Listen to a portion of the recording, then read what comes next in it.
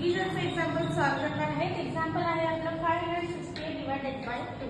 560 आपल्याला आपल्या बॅटरस्टिकवर ऍड करायचे. आपल्याला 2 ने डिव्हिजन करायचं. फर्स्ट राउंड मध्ये किती बिट आहेत? हे 50 आणि हे 6 आहेत. मग डिव्हिजन पॉसिबल नाही, आपण फर्स्ट राउंडला डिव्हिजन करूया. हे किती झाले?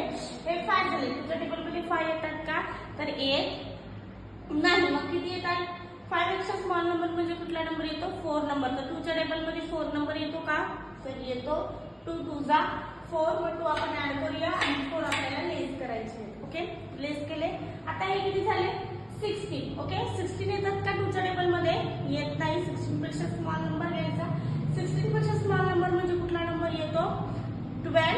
2 6 जा 12. 6 जा 12 आपल्याला लेस करायचे.